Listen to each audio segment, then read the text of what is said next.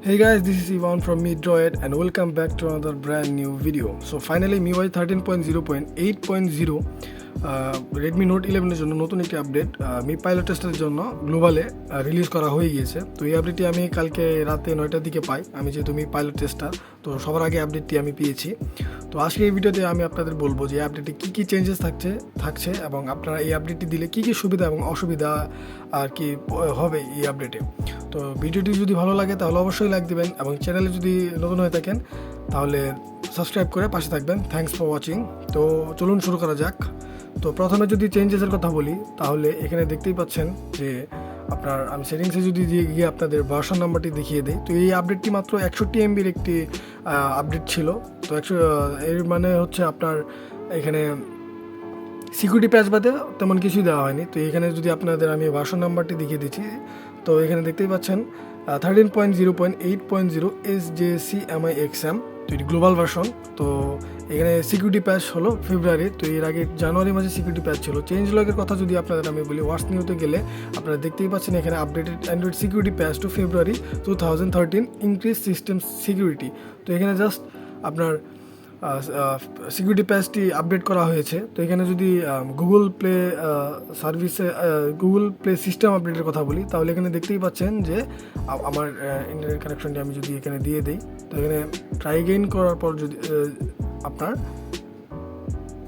এখানে দেখতেই পাচ্ছেন যে এখানে ফেব্রুয়ারি মাসের 1 তারিখে সিকিউরিটি প্যাচটি এখানে দিয়ে দেওয়া হয়েছে।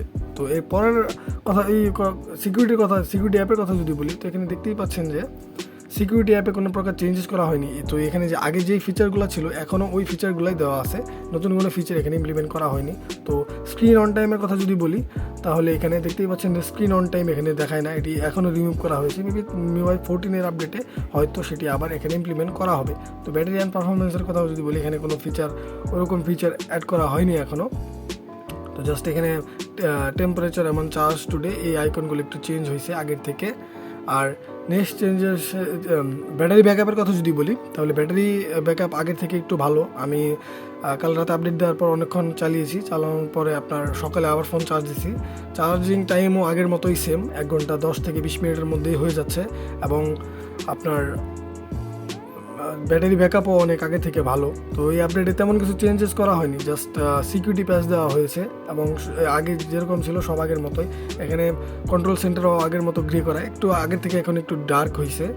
আগে একটু গ্রে ছিল, এখন একটু ডার্ক হয়েছে। আর যে স্পিডটা এটা একটু ইনক্রিজ করে দেওয়া হয়েছে, দেখতেই পাচ্ছেন যে একটু স্মুথ মনে হচ্ছে এখানে। এছাড়া তেমন কিছুই না, পারফরমেন্স একটু আগের থেকে বেটার হয়েছে, কোনো প্রকার বাগ আমি আপডেটে পাইনি। তো আপনারা যারা আপডেটটি নিয়ে যদি পেয়ে থাকেন তাহলে অবশ্যই দিয়ে দিবেন।